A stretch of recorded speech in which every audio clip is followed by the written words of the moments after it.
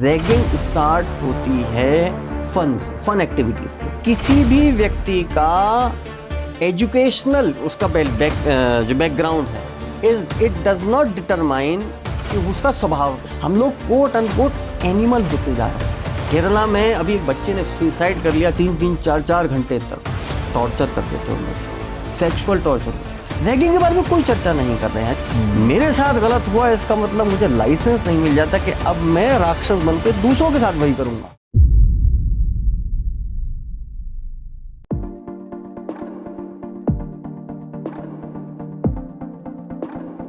नमस्ते, बात रस में आप सभी का बहुत बहुत स्वागत है। मैं हूं दिग्विजय सिंह। आज एक ऐसे मुद्दे पर एक ऐसी शख्सियत से आपसे मिलवाने जा रहा हूं जो हर उस घर के लिए बहुत महत्वपूर्ण है जिनके घर के बच्चे बाहर पढ़ने जा रहे हैं। एक ऐसी शख्सियत जो खुद IIT कानपुर से पढ़ी लिखी है और इस समय वर्तमान में भारत में जो सबसे बड़ी एंटी रैगिंग NGO है उसके वाइस प्रेसिडेंट है। गौरव सर, गौरव सिंघल, बहुत बहुत स्वागत है आपका बात रस में।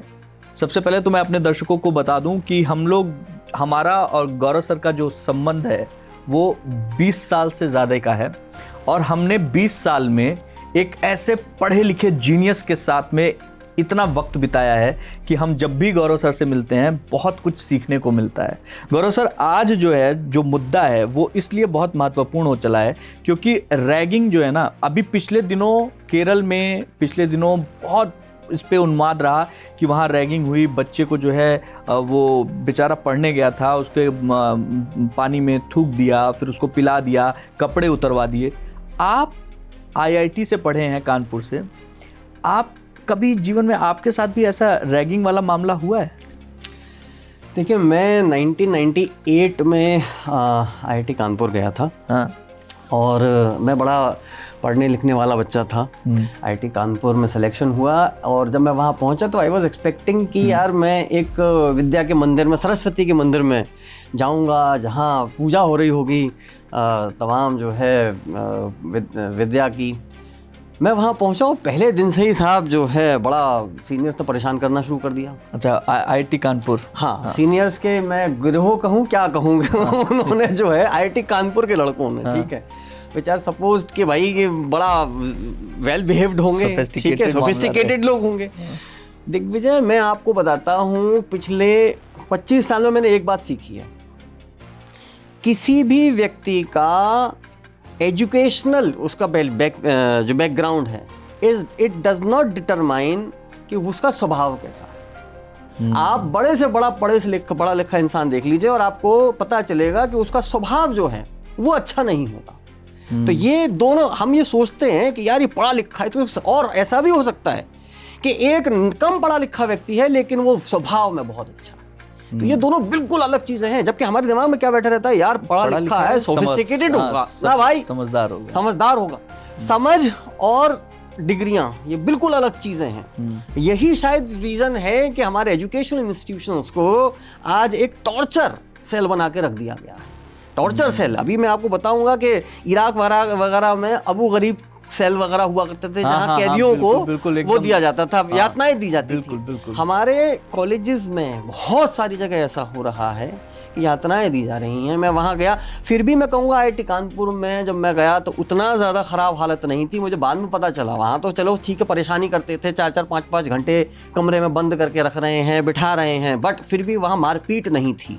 बट बहुत सारे कॉलेजेस ऐसे हैं जहाँ के पूरे कपड़े उतरवा दिए जाते हैं, जहाँ मारपीट करी जाती है, तरह तरह का मेंटल, फिजिकल और सेक्सुअल टॉर्चर भी होता है। एक एग्जांपल मैं आपको दूंगा, आपने केरला की बात करी। केरला में अभी एक बच्चे ने सुसाइड कर लिया, 26वीं मंजिल से कूद गया वो बच्चा, 9th क्लास का बच्चा था। क्या रैगिंग के नाम पर हो रहा था, उसको टॉयलेट में उसके सीनियर्स उसके मुंह को रख के और ऊपर से फ्लश कर दे रहे थे, उसको कह रहे थे कि टॉयलेट चाटो। इस तरह के इनह्यूमन चीज़ें रैगिंग के नाम पर हो रही हैं। पता नहीं हमारी सभ्यता, हमारी पूरी सोसाइटी कहाँ जा रही है। ये आज 2025 में आपको ये जो हम विकसित भारत की बात करते हैं, विकसित तो क्या, ये कहीं पीछे की तरफ जा रहा है। बिल्कुल ठीक बात है। हम लोग जब भी रैगिंग की बात होती है, कोई बच्चा जो है जो पढ़ के बाहर जा रहा है, माँ बाप घर में बैठे हुए हैं, आपका बच्चा IIT में जा रहा है, आपका बच्चा इंजीनियरिंग में जा रहा है, आपका बच्चा MBBS करने जा रहा है, मोस्टली देखा जाता है सर कि आप इंजीनियरिंग में और मेडिकल में सबसे ज़्यादा रैगिंग होती है, और सबसे होनहार बच्चे यहीं पे मिलते हैं, सबसे कड़ी मेहनत करके यहाँ तक पहुँचते हैं, और यहाँ पहुँचने के बाद आपको इस तरीके की चीज़ें, इस तरीके की मतलब ऐसे झेलना पड़ता है, तो कहीं ना कहीं वो तो उसका मोरल भी डाउन हो रहा है, कहीं ना कहीं वो फिज़िकली भी असॉल्ट हो रहा है, कहीं ना कहीं उसके माँ बाप के भी जो है जीवन में एक अंधकार छा रहा है। ये चीज़ हमारे हिंदुस्तान में लगातार बढ़ क्यों रही है? देखिए, दो बातें इसमें। एक तो आपने मेडिकल और इंजीनियरिंग कॉलेज की चर्चा करी, मैं आपको सबसे पहले तो एक डाटा दूंगा। आपके सवाल के दो प्रश्न हैं, दूसरे पार्ट पर अभी आता हूं मैं। ठीक है। फर्स्ट पार्ट पर अगर मैं आऊँगा, मेडिकल कॉलेज में खास तौर पर मैं आपसे कहूँगा, पूरे भारत में 2 एजुकेशनल इंस्टीट्यूशंस ऐसे हैं जहाँ पर कि रैगिंग बहुत ज़्यादा होती है। मैं करीब 15 साल से इस फील्ड में काम कर रहा हूँ। नंबर 1 मेडिकल कॉलेज और नंबर 2 जो आर्मी स्कूल्स हैं, इन 2 जगह बहुत ज़्यादा होती है। ठीक है। आर्मी स्कूल्स में तो इसको कहीं ना कहीं एक साइलेंट वो भी है, साइलेंट इसका समर्थन भी वहाँ के टीचर्स वगैरह करते हैं कि we are making the people strong, हम स्ट्रॉन्ग बना रहे हैं, मारपीट करके हम स्ट्रॉन्ग बना रहे हैं। अरे स्ट्रॉन्ग बनाने के लिए 25 और तरीके होते हैं।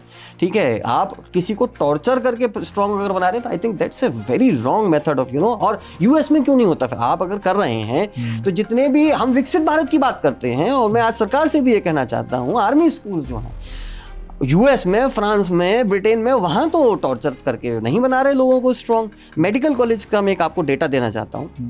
पिछले 3 साल में अगर आप भारत की एंटी रैगिंग हेल्पलाइन, भारत सरकार ने एंटी रैगिंग हेल्पलाइन बना रखी है, उसके अगर केसेस को आप स्टडी करें, पूरे भारत में हॉस्टल्स में 5-6% से ज़्यादा बच्चे हॉस्टल्स में मेडिकल के नहीं।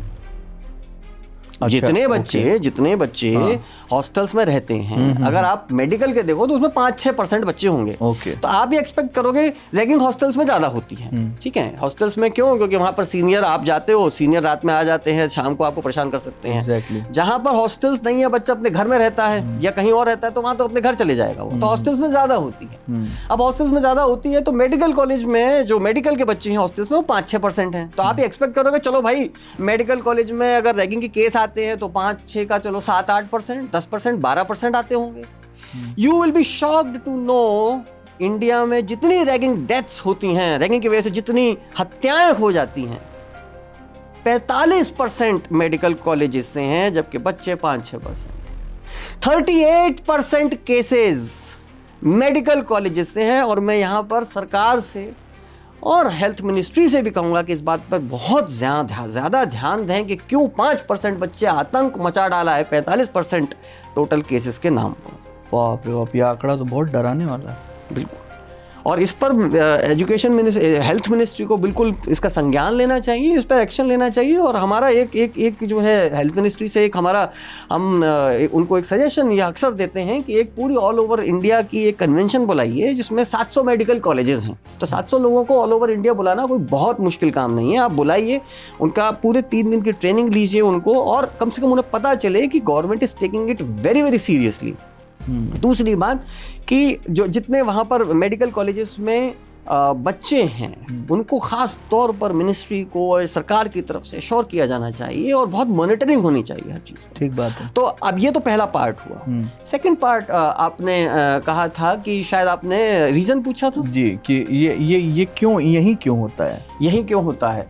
देखिए, एक सैडिस्ट टेंडेंसी आ जाती है। सैडिज्म जैसे किसे कहते हैं? सैडिज्म कहते हैं कि दूसरे को पीड़ा देकर, दूसरे को परेशान करके जो एक माइंड सेट होता है कि मुझे खुशी मिलती है। और लगभग हमारा अंदाजा ये है कि लगभग सोसाइटी में 10% लोग ऐसे होते हैं जिनको दूसरे को परेशान करके और मज़ा आता है। अब होता क्या है कि यही सीनियर्स में होते हैं, और सीनियर्स में होते हैं तो 10% लोग जो हैं वो रैगिंग करते हैं, वो पूरा 100% जो जूनियर्स हैं उनको परेशान करके रखते हैं और उन्हें दूसरे को परेशान करने में मज़ा आ रहा होता है। ठीक है, अब इन 100% में भी 10% ऐसे हैं जो सैडिस्ट हैं, जिनकी रैगिंग हो रही है और एक तरह से उनको ट्रेनिंग मिल रही है। अब अगली साल ये 10%, बाकी के 100% को रैगिंग, जो बहुत क्रूअल रैगिंग है, उसमें 70, 80, 90% बच्चा बहुत ज़्यादा हिस्सा नहीं लेता है। ठीक है कि एक दो तरह की अगर मैं रैगिंग की बात करता हूँ, एक माइल्ड रैगिंग, हल्की रैगिंग, और एक ब्रूटल रैगिंग हो गई कि एक बहुत बुरी रैगिंग। बहुत बुरी रैगिंग कोई 10% बच्चा है जो मानसिक रूप से जिसके थोड़ा खराबी है, सैडिस्ट है वो, और उसे दूसरे को परेशान करके मजा आ रहा है। तो ये यहाँ, और इसमें कहीं ना कहीं जो एजुकेशनल इंस्टीट्यूशंस हैं उनकी लाचारी, उनकी लापरवाही, ये और ज़्यादा आग में घी का काम कर देती है। तो ये कहीं ना कहीं और पूरा, और प्लस एक और रीज़न ये रहता है कि साहब पिछली बार मेरे साथ हुआ तो अब मैं दूसरे के साथ इसका बदला लूंगा। Exactly. ये कितना अजीब आर्ग्यूमेंट है, कितना अजीब आर्ग्यूमेंट है कि पिछली, यानी अगर मेरी जेब कटी तो मैं दूसरे की जेब काटूंगा। मेरी सिस्टर को किसी ने छेड़ा तो अब मुझे लाइसेंस मिल गया कि मैं दूसरे की सिस्टर छेड़ूंगा। आप इस घटिया आर्गुमेंट को समझ सकते हैं, कितना वाहियात, कितना बेहुदा आर्गुमेंट है ये। आपके साथ अगर गलत हुआ तो आप कंप्लेंट करिए और उस व्यक्ति को सजा दिलाइए ना। आप किसी निर्दोष से इसका बदला अगर आप ले रहे हैं तो समाज आपके प्रति क्या धारणा, आपको बेवकूफ कहे या पागल कहे। ठीक बात है, ठीक बात है। हम लोग जब भी रैगिंग की बात करते हैं सर, आपने तो कई ऐसे केसेस देखे होंगे। आप भारत के सबसे बड़े एंटी रैगिंग एनजीओ के वाइस प्रेसिडेंट हैं। कोई ऐसा केस, कोई ऐसी दास्तान जिसको सुनकर, देखकर आपकी आंख भर आई हो, आपको लगा हो कि यार बिल्कुल नहीं होना चाहिए था, एक बहुत ही होनहार बच्चा, उसने रैगिंग की वजह से सब कुछ ख़त्म कर दिया? मैं हर महीने, हर साल इस तरह के न जाने कितने केसेस देखता हूँ। कितने केसेस मेरे पास आते हैं कि साहब कितने ही कॉलेजेस में ये बहुत आम बात है कि जूनियर्स को ज़रा सी किसी गलती पर थप्पड़ मार दिया जाता है। मेरे पास कितनी ही बार ऐसे केसेस आ चुके हैं कि थप्पड़ इतनी ज़ोर से पड़ गए कि बच्चे के इस साइड में कान से ढंग से सुनाई नहीं देता। इतने थप्पड़ पड़े। मैं कल परसों में ही की बात कर रहा था अपने जहाँ मैं रहता हूँ, और मेरे ही पड़ोसी मुझे बता रहे थे कि फर्स्ट ईयर में उन्हें इतना पीटा गया, पूरे कपड़े उतरवा के इतना पीटते थे इंजीनियरिंग कॉलेज में, पूरा एक साल उनका बड़ा ही ख़राब तरीके से गुजरा। हालांकि उस व्यक्ति ने फिर आगे अगली साल वो रैगिंग नहीं ली, ठीक है, बट 10% लोग ही, मैंने जैसा आपसे कहा, परेशान करके रखते हैं। मैं 2009 की एक घटना बताता हूँ। 2009 में मैं इस कोर्स से जुड़ा। मैं 98 में इंजीनियरिंग करने पहुँचा, 2000 में वहाँ से पास आउट हुआ, और वहाँ पर मैंने और I was always very interested in human rights. 2009 में दिग्विजय जी मैंने एक खबर पढ़ी अखबार में, जिसमें मैंने पढ़ा कि एक बच्चे को उसके मेडिकल कॉलेज में हिमाचल में उस बच्चे को पीट कर, उस बच्चे का नाम अमन कचरू था, पीट कर उसे मार डाला गया। उसके सीनियर्स ने मार दिया उसे। उसका दोष क्या था? उसे इतना परेशान किया जा रहा था, उसकी ज़िंदगी नर्क बना दी थी। एक और मैं आपको बताता हूँ, हर्ष अग्रवाल करके एक बहुत एंटी रैगिंग एक्टिविस्ट हुए। वो बंदा इतना तैयारी किया, मेडिकल कॉलेज में गया। एक मेडिकल कॉलेज में, सरकारी मेडिकल कॉलेज में एडमिशन होना ही बहुत मुश्किल बात होती है। बिल्कुल ठीक है। मुश्किल होने के बाद वो बंदा वहाँ गया और उसे इतनी यातनाएं दी गई कि उस बच्चे ने, उस शख्स ने वो सीट छोड़ दी, वो छोड़ के आ गया, और वो छोड़कर आ गया और वो एक एंटी रैगिंग एक्टिविस्ट बन गया। और आज वो सॉफ्टवेयर, उसने अपनी पूरी ज़िंदगी चेंज करके वो फाइनली सॉफ्टवेयर इंजीनियर बन गया। सोचिए, एक मेडिकल डॉक्टर छोड़कर और दूसरी उसने वो अपना ली। और अमन कचरू ने तो अपनी जान ही खो दी। उस दिन से मैंने सोचा कि नहीं, मैं जो हूँ इस विषय में मुझे कुछ करना चाहिए। तो मैंने पूरे भारत में लोगों को कॉल करना शुरू किया, उस बच्चे के फादर से बात करी, एंटी रैगिंग एनजीओस वगैरह से बात करी, और मैं फिर इस एनजीओ से जुड़ा और आज मैं वाइस प्रेसिडेंट हूँ। पिछले 15 साल से मैंने इसमें वो किया। सत्यमेव जयते में भी मैं आया था। तो मैं आपको बता रहा हूँ कि कितने ही केसेस ऐसे होते हैं। अभी गुजरात का मैं 6 महीने पुराना एक केस बताता हूँ। उस बच्चे को इतनी यातनाएं दी गई कि वो खड़ा गिर पड़ा, और गिरने के बाद हॉस्पिटल ले जाया गया और उसकी डेथ हो गई। तो मेरा कुल इतना कहना है, होता क्या है, रैगिंग स्टार्ट होती है फन एक्टिविटीज से। अरे यार, ये ना एनजीओ वाले बड़ा यार इसको पेंट कर देते हैं बहुत खराब तरीके से। यार इट्स अ फन एक्टिविटी यार। गाना ही तो सुना, डांस करने को ही तो बोला। दिग्विजय जी, मेरा फर्स्ट इसमें बात ये कहने की है कि कंसेंट, सहमति, किसी भी काम में अगर आप ये मान रहे हैं, आपको अपने जूनियर्स को बकरी की तरह नहीं देखना कि आ गया बकरा कटने के लिए। कोई भी बात मैं आपसे कहता हूँ, आप एक पुरुष हैं, कोई भी महिला है, क्या आप बिना उसकी कंसेंट के, बिना उसकी सहमति के, क्या आप ऐसा कर सकते, सोच सकते हैं उससे कहो नहीं भाई मेरा गाना सुनाओ, नहीं भाई मेरे लिए जो है मेरे शूज साफ करो, ऐसा तो नहीं होगा ना। नहीं। मेरा कहना है जब भी एक सीनियर एक जूनियर से कुछ भी कंसेंट से होना चाहिए। आप गाना भी अगर धीरे धीरे क्या होता है, ये लेवल अप होता जाता है। अभी हमने गाना के कहा, फिर हमने डांस का कहा, फिर उसके बाद हमने कहा चलो अब आप ये करके दिखाओ, फिर वो करके दिखाओ, फिर वो करके दिखाओ, फिर, और जहां उस व्यक्ति ने मना कर दिया, फिर आप कहते हो अच्छा मुझे मना कर दिया, देख अब मैं तो इसे करवा के छोड़ूंगा। तो ये आपको अपनी टेंडेंसी पर, बहुत बच्चों को अपनी टेंडेंसी पर बहुत ज़्यादा ध्यान देना पड़ेगा। और जैसा मैंने आपसे इस पॉडकास्ट के पहले में हम लोग चर्चा कर रहे थे कि आज की सोसाइटी में ना एक डिग्रेडेशन आ रहा है। बच्चा जो है ना एक अल्फा मेल, मुझे मना कर दिया, मुझे मना कर दिया, ला मैं इसे दिखाता हूँ। हम लोग कोट अनकोट एनिमल होते जा रहे हैं। हमारी सोसाइटी में क्या नॉर्मलाइज हो गया है कि एक औरत है, वो उसका प्रेमी उससे कह रहा है कि मेरे जूते चाट, और वो चाट रही है और उसको हम नॉर्मलाइज कर रहे हैं। हमारी सोसाइटी में माँ बाप के ऊपर एक से एक घटिया बद्दे वाहियात जोक नॉर्मलाइज हो रहे हैं।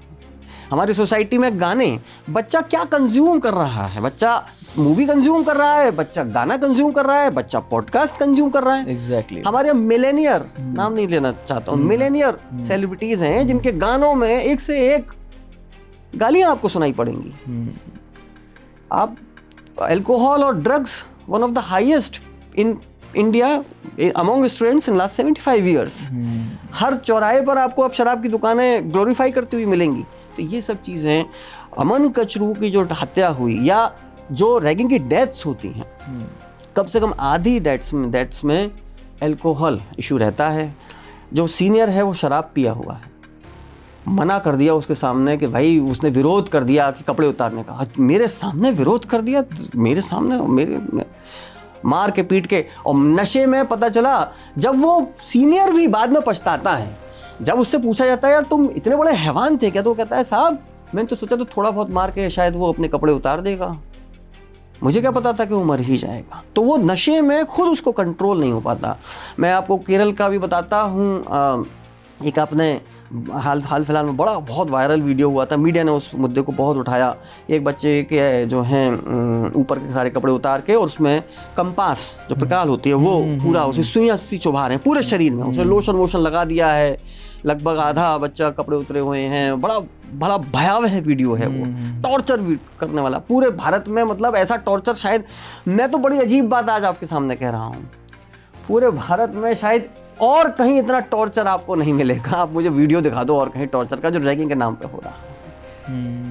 और बताइए कौन आतंकवादियों को छोड़कर कौन और दूसरा है जो इस तरह का वीडियो, जिस तरह भयावह वीडियो आते हों, उसके बाद मेरे ख्याल सेकंड नंबर रैगिंग का ही हो रहा है। एग्जैक्टली। क्या नया, आप देखिए कितनी अजीब बात है कि आतंकवादियों, IS जो है उसके डरावने वीडियो जो आते थे गले काटने वाले, बिल्कुल, उसके बाद ये वीडियो आ रहे हैं जिसमें कि हत्याएं इस तरह से करी हैं, इस तरह का टॉर्चर किया जा रहा है। और ये पिछले 5, 6, 7 साल से और ज़्यादा, रैगिंग तो हालांकि बहुत पुरानी समस्या है, बट 5, 6, 7 साल से जब से हम एक मेंटल पॉइजन अपने बच्चों को, अपनी नई पीढ़ी को दे रहे हैं। और ऐसे में शायद आपका भी रोल बहुत अच्छा, मैं कहूँगा कि कम से कम आप पॉडकास्ट कर रहे हैं, पॉजिटिव लिए तो कर रहे हैं। हमारे समाज में ऐसे भी पॉडकास्ट हैं जिनको बच्चे देख भी रहे हैं, तो उनके बारे में पूरा उनके ब्रेन को पॉइजनस कर रहे हैं। मतलब एक जगह है, आपने एक तुलना की IS की। IS को मैंने बहुत नज़दीक से जो है जाना है, समझा है, लेकिन उसके बाद फिर वहाँ पे तो एक अलग ही तरीका है। लेकिन यहाँ पे तो बच्चे के माँ बाप सब लोग सभ्य तरीके से चीज़ें करने के लिए बेताब, अपने जगह बनाने के लिए, समाज में, सभ्य समाज में अपनी जगह बनाने के लिए बेताब। और वहाँ से, उसी जगह से कुछ ऐसी चीज़ें, ऐसी हीनियस क्राइम कह सकते हैं आप, हीनियस ऐसे विजुअल्स सामने आते हैं जिसको देखने के बाद आदमी ये सोच नहीं पाता है क्या ये बच्चों ने किया है। उन बच्चों ने जिनके लिए हम लोग इतना ज़्यादा पूजा पाठ, पढ़ाई लिखाई, समझौता, चीज़ें, अच्छे से अच्छा एजुकेशन दिया है, वो ऐसी हरकत कर सकते हैं। कई बार माँ बाप मानते भी नहीं है इस बात को। थर्ड डिग्री टॉर्चर के वीडियो आते हैं। छोटा सा मैं एग्जांपल आपको बताता हूँ। भीलवाड़ा में एक मेडिकल कॉलेज है, मेरे ख्याल से 3 महीने तक हमारे पास लगातार वहाँ से आते रहे 19, 20, 24, 25 बच्चे बुलाते थे वो एक बार में। उन बच्चों के सारे कपड़े उतरवा देते थे। मेडिकल कॉलेज, सरकारी मेडिकल कॉलेज की बात कर रहा हूँ। उसको कॉलेज का नाम नहीं ले रहा मैं। भीलवाड़ा में कोई कॉलेज है, नाम नहीं ले रहा। ठीक, सारे बच्चों के कपड़े उतरवा दिए, ठीक है, और 3-3, 4-4 घंटे तक टॉर्चर करते थे उन बच्चों को। सेक्सुअल टॉर्चर होता था। और यहाँ पर कॉलेजेस का भी मैं आपको बताता हूँ, कॉलेजेस लीपापोती पर वो रहते हैं। क्यों रहते हैं? क्योंकि उनको ये रहता है कि अगर हमने मान लिया कि रैगिंग हो रही है, रेपुटेशन खराब होगी, तमाम जांच कमेटियाँ बैठेंगी, मीडिया वाले पीछे पड़ जाएंगे। वो कॉलेज में 3 महीने तक हम कोशिश करते रहे। हर बार कॉलेज क्या करता था, बच्चों को बुला लेता था, वो और उल्टा धमकाते थे, अरे किसने कंप्लेंट करी है भाई, है वो एनोनिमस कंप्लेंट हो जाती थी। अच्छी बात एक ये है, मैं बच्चों को भी बताना चाहूँगा, बच्चों के माँ बाप को भी बताना चाहूँगा, जो लोग इस पॉडकास्ट को देख रहे हों, कि एक नेशनल एंटी रैगिंग हेल्पलाइन बनाई गई है सरकार के द्वारा। नंबर है 180018055522। आप अपने कैप्शन में भी दिखाते हैं। बिल्कुल। उस पर आप कॉल कर सकते हैं, उस पर आप ईमेल लिख सकते हैं, और they take anonymous complaint also. वो बिना नाम की कंप्लेंट भी लेते हैं। बहुत रेयरली ऐसा होता है, वो इसलिए लेते हैं क्योंकि अगर कोई वैसा अपराध हो रहा है, जब मान लीजिए किसी ने किसी की जेब काटी, किसी ने किसी का मान लीजिए मारपीट करी, तो एटलीस्ट जो परपेट्रेटर है, जो क्रिमिनल है, वो भाग जाता है। लेकिन रैगिंग के केस में बच्चे को 4 साल उसी के साथ रहना, अपने अपराधी के साथ ही रहना है, चाहे कुछ हो जाए। बिल्कुल। तो अब यहाँ पर जो सुप्रीम कोर्ट था, उसने ये कहा कि यार ये बड़ी पिक्युलियर सिचुएशन है। बाकी सारे हो, रेप हो, मर्डर हो, कुछ भी हो, डकैती हो, तो जो चोर भाग जाता है वो आपके साथ थोड़ी रहेगा अगले 4 साल। बिल्कुल ठीक है। अब क्या होता है, सुरक्षा को खतरा हो जाएगा आपने अगर कंप्लेंट की। तो एनोनिमस कंप्लेंट जो है वो भी जो है वो रहती है, अलाउड रहती है।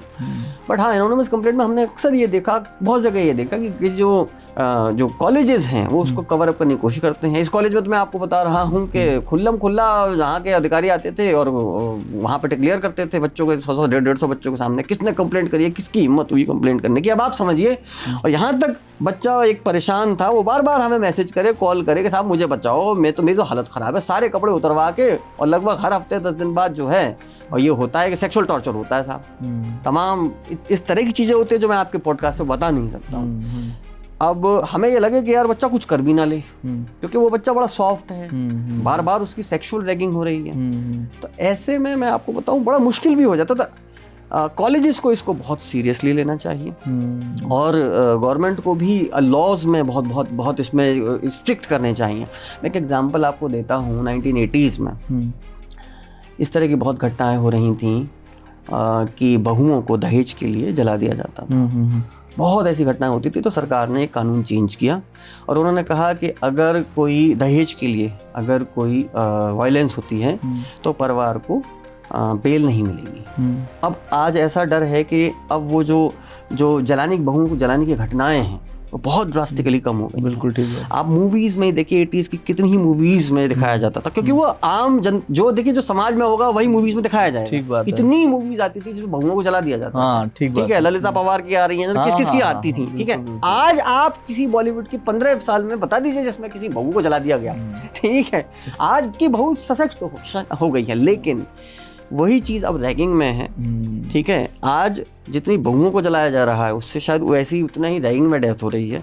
तो मेरा ये कहना है कि मजबूत कानून बनाया जाना चाहिए, जिसमें जो कॉलेजेस एक्शन नहीं लेते हैं उनके भी, ठीक है, कानून है, उनका इम्प्लीमेंटेशन नहीं हो रहा। कानूनों में ये है कि साहब 24 घंटे के अंदर अगर कोई कंप्लेंट मिलती है, 24 घंटे के अंदर पुलिस में FIR दर्ज होनी चाहिए। एक छोटी सी मैं बात बता रहा हूँ, और कानून में बहुत सारी चीज़ें हैं। ठीक है। हमारे NGO ने RTI डाली UGC को कि साहब ये बताइए कि पिछले 2, 4, 5 साल में जितनी कंप्लेंट्स आई हैं, बहुत पहले 3-4 साल पहले डाली थी, तो ये बताइए जरा कि FIR उसमें कितनों में FIR हुई है। You will be surprised Digvijay to know कि केवल 5% केसेस में कानून का पालन हुआ। फिर हमने ये डाला अच्छा चलो 95% ने नहीं किया, तो अब आपने उसके अगेंस्ट क्या एक्शन लिया? आप एक्शन तो लोगे ना कि भाई तुमने कानून का पालन नहीं किया। No action taken. आप आज एक्शन लेना शुरू कर दीजिए। जिस मेडिकल कॉलेज में, जिस इंजीनियरिंग कॉलेज में, जिस आर्मी स्कूल में एक्शन नहीं लिया गया, लेके पकड़ के डालिए उसे जेल में। आपको क्या लगता है कि ये रैगिंग आपके हिसाब से, आपने इतना साल दिए हैं इसमें, क्या कौन से स्टेप्स उठाए जाएं जिससे ये रैगिंग अपने आप ड्रास्टिकली कम हो जाए, बंद हो जाए? बहुत बहुत अच्छा क्वेश्चन है आपका। देखिए जैसा मैंने आपसे कहा, एक तो नेशनल एक एंटी रैगिंग लॉ बनना चाहिए। हो क्या रहा है कि उसमें सारी क्या किस किस कंडीशन में किस किस अथॉरिटी को क्या क्या करना है, कॉलेज को क्या करना है, ठीक है, ये सारा होना चाहिए। प्रिवेंटिव एक्शन भी होना चाहिए कि रैगिंग ना हो, उसके लिए क्या क्या होना चाहिए। इस समय यूजीसी का रेगुलेशन है, बट वो कानून वो ये कॉलेजेस मानते नहीं हैं, ठीक है। फॉर एन एग्जांपल उसमें लिखा हुआ है कि जो जूनियर्स हैं उनको एक अलग हॉस्टल में रखना चाहिए, रात के टाइम में सीनियर की एंट्री रिस्ट्रिक्टेड होनी चाहिए, कॉलेजेस को जो है पेरेंट्स को एक लेटर लिखना चाहिए हर साल। कुछ नहीं इम्प्लीमेंट हो रहा। आज हम अगर आरटीआई डालें, हमारे ऑर्गेनाइजेशन ने करीब 2000 आरटीआई डाली हैं कॉलेजेस को, और हम पूछते हैं कि आपने लेटर लिखा? जवाब आ जाता है नहीं लिखा। क्या आपके यहाँ जूनियर्स जो हैं अलग उसमें रह रहे हैं? जवाब आ जाता है 50% केस में नहीं रह रहे हैं। तो ये कॉलेजेस भी बहुत ज़्यादा लापरवाही वो करते हैं। दूसरा, हमको ऐसा लगता है कि कॉलेजेस में इस तरह का लॉ है कि एंटी रैगिंग स्क्वाड नाम से एक चीज़ है, वो बनाई जाती है। हाँ, एंटी रैगिंग स्क्वाड होती है, वो दे आर सपोज्ड कि अगर कोई भी केस आता है, कोई भी कॉल आता है, तो तुरंत भाग के वहाँ पहुँचे। अब मैं आपको एक छोटा सा एग्जांपल बताता हूँ। 3-4 महीने पहले की बात है। त्रिपुरा में एक राजस्थान की लड़की MBBS करने गई हुई थी गवर्नमेंट कॉलेज में, ठीक है। वो रात के करीब 12 बजे कॉल करती है अपने भाई को राजस्थान में कि मुझे एक तरह से एबडक्ट कर लिया गया है, रॉन्गफुल कन्फाइनमेंट है, मुझे घर में अपने कमरे पर नहीं जाने दिया जा रहा है। क्यों नहीं जाने दिया जा रहा है? मुझे लड़कों ने घेर लिया है और मेरी रैगिंग ले रहे हैं। वो रात के 12 बजे तक मुझे छोड़ा नहीं, मुझे बचाओ। वो तमाम कॉलेज में फ़ोन करता है, लोग कुछ ज़्यादा रिस्पॉन्स नहीं देते हैं। वो मुझे करता है, मैं भी एंटी रैगिंग स्क्वाड वगैरह को सबको कॉल वॉल करता हूँ। तो वहाँ पर चलिए वो प्रोफेसर वहाँ चले जाते हैं। अब गड़बड़ क्या हो गई है कानून में? एंटी रैगिंग स्क्वाड हो चाहे एंटी रैगिंग कमेटी हो, ज़्यादातर 90% केस में उसमें फैकल्टीज़ रखे जा रहे हैं। अब एक स्क्वाड में आपने 4 लोग रखे, चारों रख दिए फैकल्टी। अब फैकल्टी रख दिए तो मैंने कॉल किया, वो बेचारा प्रोफेसर था, वो पहुंच गया और उस लड़की को छुड़ा के ले आया। एक्शन कुछ नहीं लिया उसने। सब लोग दबाना चाहते हैं, ठीक है, कुछ हुआ थोड़ी, कुछ गलत थोड़ी हुआ लड़की के साथ, तो चलो ठीक है उन्होंने। अब 4 दिन बाद फिर वो वही हुआ, लड़कों ने फिर उसे वहाँ 3-4 लड़कियों को घेर रखा था। उसने मैसेज कर दिया अपने भाई को, फिर से उसका कॉल आया, गौरव सर ऐसे ऐसे है। मैंने फिर कॉल किया रात के में वही 11:30-12 बजे। इस बार उस प्रोफेसर ने जाने से मना कर दिया। अरे भाई साहब, ये तो रोज होता रहता है। हाँ, मैं कहाँ तक जाऊंगा? ठीक है। हाँ। अब होना क्या चाहिए था? वहां पर 4 प्रोफेशनल सिक्योरिटी गार्ड होने चाहिए थे। एग्जैक्टली। ये काम प्रोफेसर का है कि वो लॉ एंड ऑर्डर मेंटेन करे? बिल्कुल भी नहीं। वो सुबह वो बोला यार सुबह मैं पढ़ाऊं पूरे दिन खटू पटू, अब मैं रात को 12 बजे भी मुझे मेरी जान खा रखी है। अब मैं चुप हो गया। खैर मैंने जैसे तैसे उसे मनाया, वो पहुंचा। उसके बाद फिर मैंने क्या किया, मैंने उस लड़की के भाई को मनाया कि भाई अब तो कॉलेज में तो ये हालत देख रहा है, तू इस लड़की को 2-4-6 महीने के लिए बाहर हॉस्टल दिलवा दे। उस लड़के ने, हालांकि वो उतने संपन्न परिवार का नहीं था, बट जैसे से कर करा के अपने भाई को, अपनी बहन को सुरक्षित रखने के लिए, मैंने कहा पहले तो तू पहुंच वहां पर, ठीक है, कम से कम तू पहुंचेगा, प्रोफेसर से मिलेगा, तो कम से कम वहां उन्हें लगेगा कि राजस्थान से चल के एक आदमी त्रिपुरा आ गया। आप समझिए क्या हालतें हो रही हैं। पेरेंट्स को, भाइयों को भाग भाग के पहुंचना पड़ रहा है राजस्थान से त्रिपुरा। उन्होंने अपने बच्चों को इसलिए भेजा था कि हम रात के जो है 12-12 बजे कॉल करके अपनी उनकी इज्जत बचवाएं। तो मेरा आपसे ये कहना है कि 4 सिक्योरिटी गार्ड्स होने चाहिए, जिनको फ़ोन करते ही वो वहाँ पर आ जाएं। उनके हाथ में होने चाहिए डंडे, ठीक है, जो वहाँ पर कानून व्यवस्था का जहाँ हो रहा हो तुरंत कंट्रोल करें। पहली बात।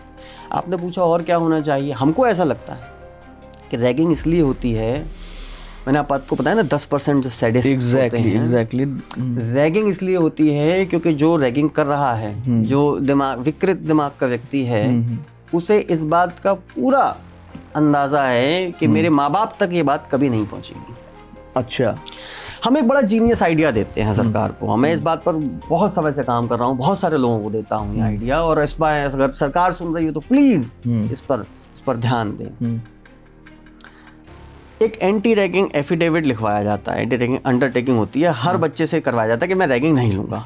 उसमें उसके पेरेंट्स का ईमेल भी होता है, उसका फोन नंबर भी होता है। इसकी एक्सेस दे दें जूनियर बच्चे को। जहां किसी बच्चे ने परेशान किया, तुरंत सीनियर के पेरेंट्स को फोन कर दिया, नया सिम कार्ड, मैं तो कहता हूं नया सिम कार्ड खरीदो, एक नया ईमेल आईडी बनाओ और बता दो अंकल आपका बेटा ये करता है। ये जितने भी कपड़े उतरवा रहे हैं ये बिल्कुल 100% सिक्योर सेफ है कि साहब मेरे पेरेंट्स को भी पता है। पेरेंट्स की उसमें तो मैं बिल्कुल भगवान का अवतार हूं, मैं बिल्कुल ही राम भक्त हूं मैं पेरेंट्स की नजर में। सबसे उन्हें पता ही नहीं कि मैं कितना बड़ा विकृत दिमाग का व्यक्ति हूं। बड़ी दिक्कत तो यही है, माँ बाप तो अपना सीना जो है चौड़ा करके बताते हैं कि अरे बेटा मेरा मेडिकल में है, बेटा मेरा IIT में है, तुम क्या बात कर रहे हो। और उसके बेटे के अंदर जो है एक कोने में जो बैठा हुआ है उसके बारे में उनको भी नहीं पता है। तो कुल करना इतना है कि आपको एक्सेस दे देनी है। और अगर आप कहते हैं कि साहब लड़कियों की नहीं देंगे, क्योंकि लड़कियों में ये रैगिंग बहुत कम होती है, 90% ये मेल का, अल्फा मेल का हमारे जो है वो कैरेक्टर है, ठीक है। तो हमारा कहना है आप मेल सीनियर्स का नंबर दे दीजिए। जहां अब हमारा कहना है इससे क्या होगा, आप सिस्टम में हजारों लाखों सोल्जर्स पैदा कर देंगे। ना पुलिस को परेशान होना, ना कॉलेज को परेशान होना, ना सिक्योरिटी गार्ड को परेशान होना। अच्छा तू करेगा परेशान, कल सुबह जाके नया खरीदा मैंने सिम कार्ड, अंकल हाँ आपका बेटा ये कर रहा है, एक ईमेल मार दी मैंने वो बना के। होगी नहीं रैगिंग, क्योंकि हर एक को डर होगा जहां मैंने कुछ गड़बड़ किया पापा का फोन आएगा, कमबख्त तुझे मैंने इसीलिए भेजा था, ये दिन दिखा रहा है तू मुझे। तो अपने आप प्रॉब्लम सॉल्व हो जाएगी। कई जगह तो ये भी सवाल उठेगा कि सामने वाला कहेगा अरे वो कह देगा पापा फेक कॉल थी, ऐसे ही किसी ने कर दिया। वो तो सबको पता है, पापा को भी पता है कि ये बहाना बना रहा है। इस डर से 90% 90% रैगिंग खत्म हो जाएगी। 10% यानी कि अब उसमें भी अगर रह गए तो वो तो फिर वो फिर पुलिस और वो प्रशासन, वो कानून ही उसे ठीक करेगा। एक और बड़ा अच्छा केस जो है मैंने देखा था अभी पिछले दिनों सोशल मीडिया पे था, किसी देश का था। वहाँ पे एक आम नागरिक पहुंचता है, एक बहुत बड़ी मीटिंग हो रही थी, वहाँ पहुंचता है, वो अपनी बात रखता है। बात रखते हुए अचानक वो सामने देखता है और बोलता है अपनी बात रखने के बाद कि मैं आपके सामने बात तो रख रहा हूँ लेकिन शायद आप भूल गए होंगे, मैं आपका जूनियर था, आपसे 3 साल जूनियर था, आपने मेरी रैगिंग ली थी और मेरी रैगिंग इस तरीके से ली थी कि मैं उसके बाद से करीब 8 साल तक परेशान रहा, मेंटली परेशान रहा, चीज़ें मेरे साथ ठीक नहीं हुई। मैं सारी चीज़ें करने के बावजूद अपने माता पिता को वो सुख नहीं दे पाया, वो चीज़ें नहीं दे पाई जो जिसकी उन्होंने मुझसे उम्मीद की थी और जिसके लायक था मैं, जिसके लिए मैं भरोसा करता था, सिर्फ आपके रैगिंग की वजह से। वो जो सीनियर था जो सामने बैठा हुआ था उस पूरे एलीट क्लास में, एट दैट मोमेंट वहाँ पे जितने लोग थे सब लोगों ने उससे उसी समय इस्तीफे की मांग कर ली और उनको अगले 24 घंटे के अंदर उन्होंने प्रेस बुला के वो अपनी सीट उन्होंने छोड़ दी। ये खबर जो है लगातार मीडिया में, वहाँ फॉरेन की मीडिया में आई और इसको रैगिंग के साथ में इसलिए जोड़ा गया क्योंकि एक ऐसी शिकायत जो कि रैगिंग होने के करीब 35 साल बाद की गई और सामने वो जिसने रैगिंग ली वो था और जिसने रैगिंग थी वो था, और दोनों के पास में, किसी के पास में ये प्रमाण तो था नहीं, बस एक ही प्रमाण था कि आप भी वहीं से पढ़े हुए हैं, आपका नाम फलाना है, मैं भी वहीं से पढ़ा हूँ, मेरा नाम ये है और मैं आपका जूनियर था और इतने साल पुरानी केस है, मैं यहाँ पे ऑल ओवर वर्ल्ड देख रहा है मैं, लेकिन ये कहना चाहता हूँ क्योंकि उस समय मेरी हिम्मत नहीं थी, उस समय मेरे पास ताकत नहीं थी, मैं नहीं कह पाया, लेकिन आज मैं कहना चाहता हूँ क्योंकि ये मेरे अंदर बोझ बन के रहेगा। मेरे माता पिता जा चुके हैं, मेरे बच्चे बड़े हो चुके हैं, मुझे अब किसी से डर नहीं है, आपका भी डर नहीं है, मुझे पता है आप बहुत बड़े ओहदे पे हैं। उन्होंने जब ये बात रखी उसके 24 घंटे के अंदर जो एक्शन हुआ, उस एक्शन को देख के मेरे दिमाग में ये आया कि कई बार गौरव सर आप अंदर से गलत होते हैं या सही होते हैं, आपको भी पता है मैं गलत हूँ, आपको भी पता है मैं गलत हूँ, लेकिन कहीं ना कहीं आप अपने डर को छुपाने के लिए, अपने अहम को बढ़ाने के लिए आप अपने उस गलत को कभी स्वीकार नहीं करते हैं। हमेशा आप क्या कहते हैं कि अरे तू कैसे कह सकता है मैं गलत, मैं बताता हूँ ना मैं कैसे सही हूँ, फिर आप उसको सही करने के लिए और 4 गलत करते हैं। तो इस पूरे केस में, ये पूरा जो केस था, इसमें मुझे समझ में ये आया कि अगर माँ बाप अपने बच्चों को ये एक्सेस दें और ये भरोसा दें कि बेटा तू जो बोल रहा है मैं उसको स्वीकार करता हूँ, मैं उसको मानूंगा, तेरी बात को मैंने ऐसे भी अपने ही घरों में ऐसी भी चीज़ें देखी हैं कि पापा यहाँ पे ना बिल्कुल आप समझ लीजिए कि ये लोग बहुत परेशान करते हैं पापा। अरे बेटा स्कूल है, कॉलेज है, अब तुम बड़े हो गए हो, परेशान तो करेंगे, स्ट्रांग बनो, मर्द बनो, ये बोलते हैं ना, मर्द बनो। अब बच्चे के दिमाग में कहीं ना कहीं ये बात बन गई कि पापा से भी बोलूंगा तो कुछ करेंगे नहीं, या फलाना कोई कुछ करेगा नहीं। आपके केस में जो आपने बताया राजस्थान और केरल वाला, अगर वो भाई वहाँ नहीं पहुँच के आता, त्रिपुरा तक नहीं चल के आता, तो सिस्टर के मन में भी बात होती कि यार भैया आ नहीं पाएंगे, आएंगे नहीं, हम ही को इसको सही करना, चलो करने दो यार, जो हो रहा है होने दो, हम क्या ही। यहाँ पे कहीं ना कहीं आपका भरोसा और उसका भरोसा जो है मिलना चाहिए, भरोसा, बिल्कुल। और जब वो भरोसा मिलता है तब आप जो है एक अलग स्टेप लेने पे जो है वो कर सकते हैं।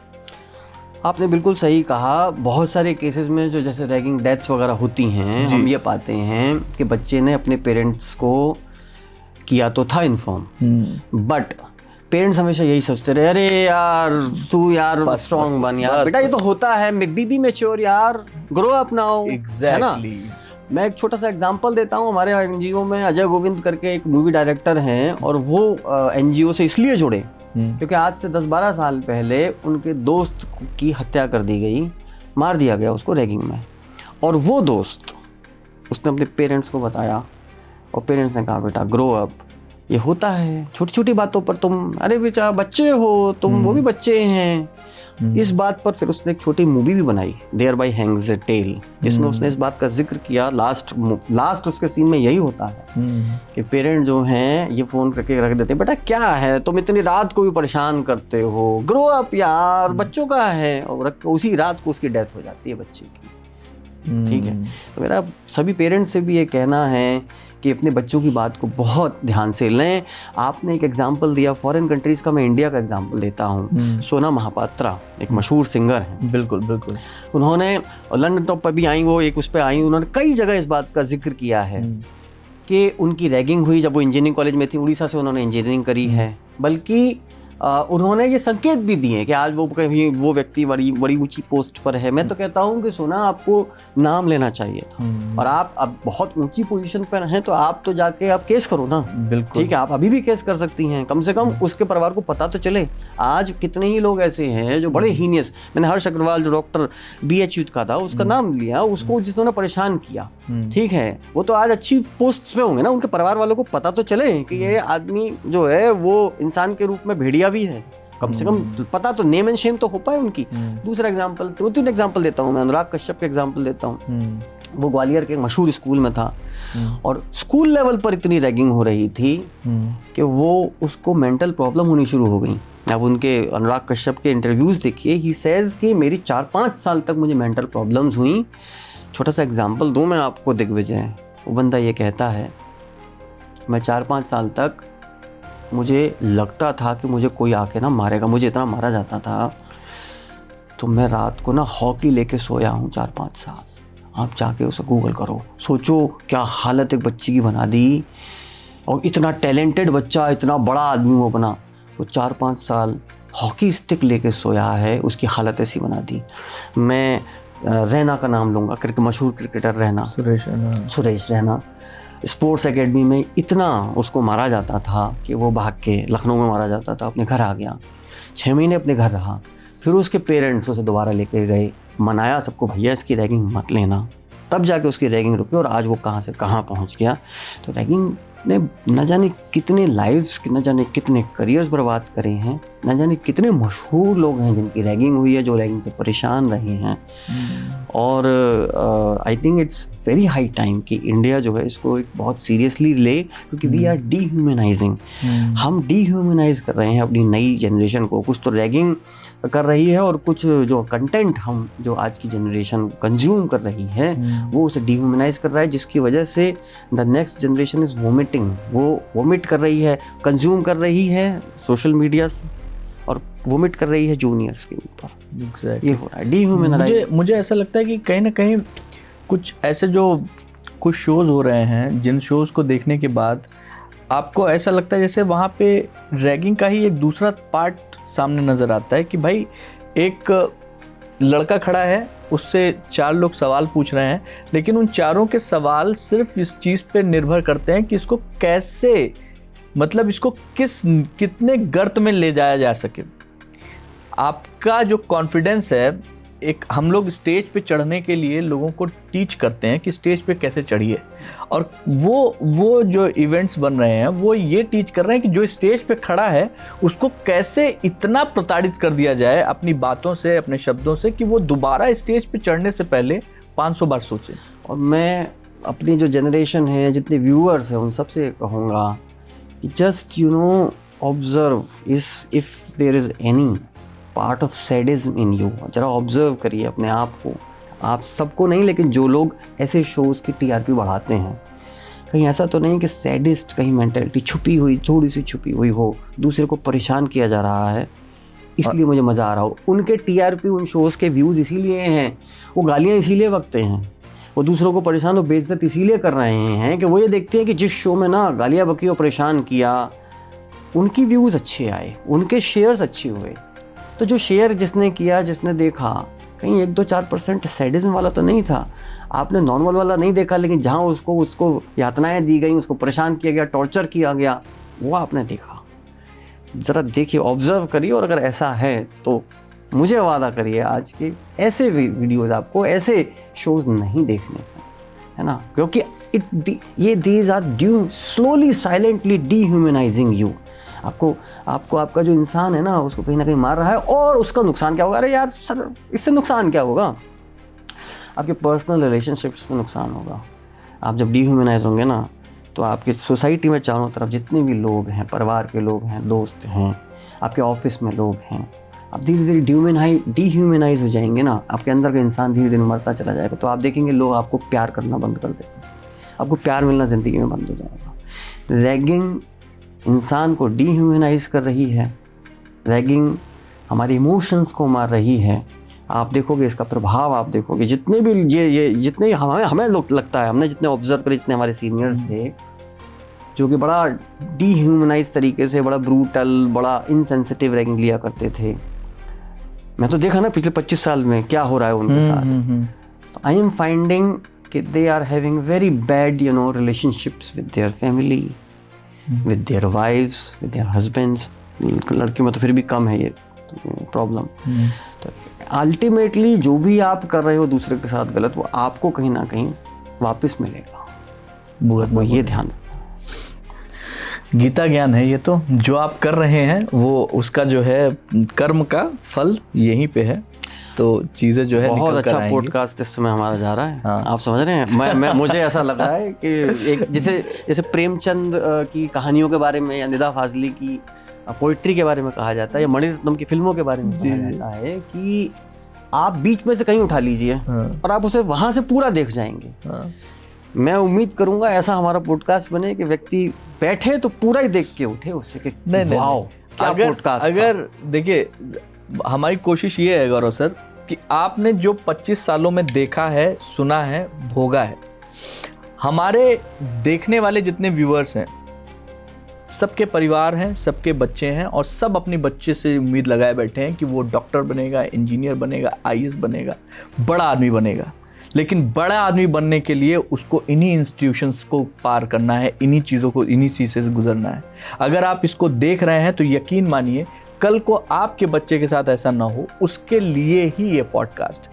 आपको उसके लिए खुद सतर्क होना होगा, आपको अपने बच्चे के साथ बॉन्डिंग बनानी पड़ेगी, आपको उस कॉलेज के साथ में उस चीज़ों को देखना पड़ेगा। और यहाँ पे भारत के सबसे बड़े एंटी रैगिंग एनजीओ के वीपी खुद बैठ के आपको बता रहे हैं। तो इसका मतलब है कि आप अगर जो सुन रहे हैं उसको सिर्फ सुनिए मत, अंदर आपको उसको गुनना भी है, जिससे आप उससे कुछ अच्छा निकाल सकें, अपने परिवार को, अपने बच्चों के भविष्य को सुरक्षित कर सकें। क्योंकि जो रेशियो है गौरव सर, वो रेशियो बड़ा ख़तरनाक है। भारत में रैगिंग की वजह से जितने बच्चों की जान जा रही है, जो बच्चे सुसाइडल अटेम्प्ट कर रहे हैं, ख़ास तौर पे 12th के बाद जो बच्चे निकल कर पढ़ने जाते हैं, अलग अलग जगहों पे कोचिंग्स खुली हुई हैं, पढ़ने जा रहे हैं, पता लग रहा है अचानक से वहाँ पे फ़ोन आ जा रहे हैं कि भैया वो तो उसने वो कर लिया, फिर गवर्नमेंट उसके लिए अपनी कोशिश कर रही है कि वो पंखे जो है दूसरे तरीके से लगवा रही है, जिससे जो है वो कोई वो ना करे, कोई सुसाइड ना करे।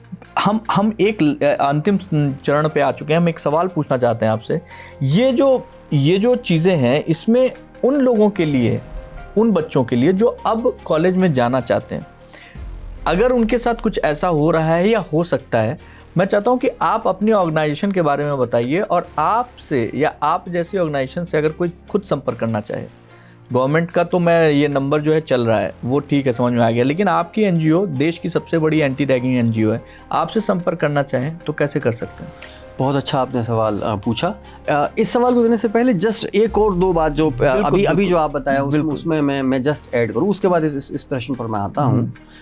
एक तो हमने सुसाइड्स की बात करी जी। मैं 2024 का आपको एक डेटा दूं। कोटा राजस्थान का शहर है, एजुकेशन हब है बहुत बड़ा, मैं उसी का, और वहाँ पर सुसाइड्स का आपने एक जिक्र सा किया। मैं आपको एक डेटा दूं, 2024 में कोटा में जितनी सुसाइड्स हुई, भारत में रैगिंग्स में से उससे कहीं ज़्यादा सुसाइड्स हुई हैं। और मेरा अक्सर यही कहना होता है कि पूरे देश में कोटा की सुसाइड्स का बहुत हल्ला है, बहुत मीडिया में चर्चा है, सब लोग चर्चा करते हैं, रैगिंग के बारे में कोई चर्चा नहीं कर रहे हैं। जबकि देश में अगर हम IIT JEE और नीट और मेडिकल वगैरह इनके प्रेशर की वजह से सुसाइड्स हैं वो हुई, उससे कहीं ज़्यादा रैगिंग की सुसाइड्स हैं अगर आप डेटा देखें। पहली बात, पेरेंट्स को इसमें ये बात ज़रूर ध्यान रखनी है कि बच्चों को कंसेंट, दूसरे की मर्जी, इसको ज़रूर बताएं। और एक बात और ज़रूर कहें कि अगर तुम्हारी रैगिंग होती है तो मैं क्या करना है वो तो मैं भी बताता हूँ, लेकिन होती है तो भी मुझे वादा करो कि तुम दूसरे की नहीं करो। मेरे साथ गलत हुआ इसका मतलब मुझे लाइसेंस नहीं मिल जाता कि अब मैं राक्षस बन के दूसरों के साथ वही करूँगा। तुम उस व्यक्ति का विरोध करो ना जिसने तुम्हारे साथ गलत किया, वहाँ है ना। अब आपका प्रश्न आता है, तो कंसेंट का हम बहुत ज़्यादा कहते हैं, बच्चों को भी जहाँ जहाँ हम सेमिनार देते हैं, मैं हर साल बहुत बड़े बड़े इंस्टीट्यूट्स में जाके सेमिनार देता हूँ इंटरैक्ट में, हमेशा कंसेंट का कहता हूँ। आपको दूसरे की इच्छा का बहुत ध्यान रखना है। अगर if the other one is not comfortable, आप बिल्कुल वहाँ पे स्टॉप हो जाना है। आप ठीक है, आपने गाना गवा लिया, उसका इंट्रो ले लिया, चलिए हम इतना भी नहीं रोक सकते हैं, बट ऐसा कुछ नहीं होना चाहिए कि दूसरे को मंजूर ना हो। मेरे एनजीओ का जहाँ तक सवाल है कि बच्चे को क्या करना चाहिए अगर रैगिंग होती है, तो नेशनल एंटी रैगिंग हेल्पलाइन है, वहाँ आप फ़ोन कर सकते हैं, वहाँ आप ईमेल लिख सकते हैं, आप वहाँ पर एनोनिमस कंप्लेंट भी दर्ज करा सकते हैं। चाहें तो ना आप अपना नाम बताएं, और आप चाहें तो नाम, लेकिन हम ये सजेस्ट करते हैं कि अपने नाम के साथ ही करें, क्योंकि नाम के साथ जब आप करते हैं तो कॉलेज को एक्शन लेना आसान हो जाता है ना। अदरवाइज़ मुश्किल ये रहती है कि जो सीनियर है वो ये कह रहा है नहीं कि मैंने तो नहीं करी, ये झूठी कंप्लेंट है, अब बेचारा वो क्या कर लें, है ना। कॉलेज भी अपने वो है, तो आप नाम से ही करें, बट स्टिल अगर बहुत ज़्यादा आपको अपनी सुरक्षा के लिए खतरा है, अपने पेरेंट्स को भी सूचित करें। बहुत सी बार हम ये देखते हैं कि बच्चा जो है वो एंटी रैगिंग हेल्पलाइन पर कंप्लेंट कर रहा है, बट अपने पेरेंट को नहीं बता रहा। अब पेरेंट जब परस्यू करते हैं ना केस को कॉलेज के साथ, तब बहुत ज़्यादा कॉलेज अंडर प्रेशर आ जाता है। मैंने चर्चा करी कि कॉलेजेस एक्शन नहीं लेते, लीपापोती। अब उसमें क्या होता है, बच्चे को तो जरा धमका दिया, जरा डरा दिया, अबे यार तुम ये वो है, उससे लिखवा लेते हैं, नहीं मेरी कोई रैगिंग नहीं हुई है। बच्चा डर में, पहले तो रैगिंग ले रहा होता है सीनियर, अब वो प्रोफेसर ही खुद रैगिंग उसकी ले रहे होते हैं, लिखो। खुद बच्चा आके हमें बताता है, सर मैं क्या करता हूँ, मुझे तो लिख के देना पड़ा, ये हो गया वो हो गया। तो पेरेंट अगर उसमें इन्वॉल्व रहेंगे तो पेरेंट्स को भी बच्चों के साथ एक कम्युनिकेशन रखना चाहिए। तो ये जो उम्र है ना 9, 10, 11, 12th क्लास की और उसके बाद की भी, इसमें बच्चा, मैंने देखा बहुत सारे बच्चे ऐसे होते हैं जो पेरेंट्स के साथ कम्युनिकेशन कम कर देते हैं। ये एज ऐसी होती है कि थोड़ा पेरेंट्स के साथ कम्युनिकेशन अपने ये एज ऐसी है 9 से लेके और मे बी +2 ग्रेजुएशन तक की, बच्चा अपने दोस्तों के साथ बहुत कंफर्टेबल होता है, पेरेंट्स के साथ कम होता है। पेरेंट्स को भी अब दोस्त बनना है। हर पिता को मेरा ये कहना है कि आपको पिता से ज़्यादा दोस्त बनना है बच्चे का। बच्चा अपनी ऐसा नहीं बनना पेरेंट कि बच्चा आपको परेशानी ना बता पाए, ऐसा नहीं बनना रात को 12 बजे कॉल करे और आप उसको फ़ोन उठा के रख दो, यार तुम्हें यही चिक लगी रहती है, यार मर्द बनो और स्ट्रांग बनो। ये नहीं होना है। दोस्त नहीं कहेगा कभी ये लाइन है, दोस्त उसकी बात को सुनेगा। बच्चे को सुनना है, आपको दोस्त नहीं कहेगा कि मर्द बन, और आप दोस्त बनना है आपको। और जहाँ तक सवाल है, आप कंप्लेंट करिए। कंप्लेंट करने के बाद अगर एक्शन नहीं होता है तो हमारी वेबसाइट है no2ragging.org, no2 numeric 2 ragging.org। उस पर आप संपर्क करें। वहाँ पर हम हमारे जो पूरी टीम है उसके नंबर दे रखे हैं। आप हमें ईमेल फॉर्म भी है वहाँ पर, अगर आपको कुछ प्रॉब्लम आ रही है तो फॉर्म भर सकते हैं, ईमेल कर सकते हैं, कॉल कर सकते हैं। और वहाँ से हम भी फिर एंटरिंग हेल्पलाइन के संपर्क में हम रहते हैं, तो हम उनको कहते हैं, हम कॉलेज को भी कॉल करते हैं। RTI 2000 में डाल रखी हैं, तो हम तो फिर तूफान मचा देते हैं, ठीक है। तो आप लोग हमें भी कांटेक्ट करिए, एंटरिंग हेल्पलाइन को पहले उससे जस्ट कंप्लेंट करिए, और वहाँ एक्शन नहीं होता 2-3 दिन के अंदर, वैसे तो तुरंत एक्शन होता है एंटरिंग हेल्पलाइन। बट मेन समस्या है कि एंटरिंग हेल्पलाइन तो अपना काम कर देती है, बट कॉलेजेस नहीं करते हैं। वो बच्चे को बुलाकर और लिखवा लेते हैं कि यहाँ कोई रैगिंग नहीं, बच्चा साइलेंटली सहता रहता है। तो उस केस में आप पेरेंट्स को और हमें भी इन्वॉल्व करें, ये है। बहुत बहुत शुक्रिया गौरव सर। जो कारण था या एम था या न्यूज़ पैक था इस पॉडकास्ट का, वो यही था कि जितने लोग, जितने माता पिता, जितने बच्चे इसको देख रहे हैं, वो कुछ चीज़ों को समझें और उन चीज़ों को लेकर जाएं। और आपने जो बातें रखी वो बातें बहुत बहुत इंफॉर्मेटिव थी, इम्पॉर्टेंट थी, और उन बातों को निश्चित रूप से जितने लोग देखेंगे उनको सबको फ़ायदा होगा। बहुत शुक्रिया बात रस में आने के लिए। Thank you. मेरा सौभाग्य है कि मैं यहाँ पर आया। चलते चलते 2 बातें और फिर से रिपीट करूँगा। कॉलेजेस अगर हो पाएँ, क्योंकि ये चीज़ें मेरे दिल के बड़ी करीब हैं, प्लीज़ अगर हो पाएँ कॉलेजेस तो एंटी रैगिंग स्क्वाड में सिक्योरिटी में इनको शामिल करें। फैकल्टीज़ की बस की बात नहीं है। और दूसरी बात, कोशिश सरकार ये करे कि हर बच्चे के पास में सीनियर्स के माता पिता का नंबर आ जाए, समस्या अपने आप सॉल्व हो जाएगी। हर जो पेरेंट है अपने बच्चे को इस बारे में दोस्त बने और उसे ये कहे कि तुम्हारी रैगिंग हो जाती है तो तुम मुझे वादा करो दूसरे की नहीं होगी। अगर ये 3 हो जाती है, मैं सफल, अपना 15 साल जो मैंने अपनी ज़िंदगी के पार्ट टाइम में लगाए हैं, मैं मानूंगा कि मेरा प्रयत्न सफल रहा। क्या बात। Thank you so much. Thank you.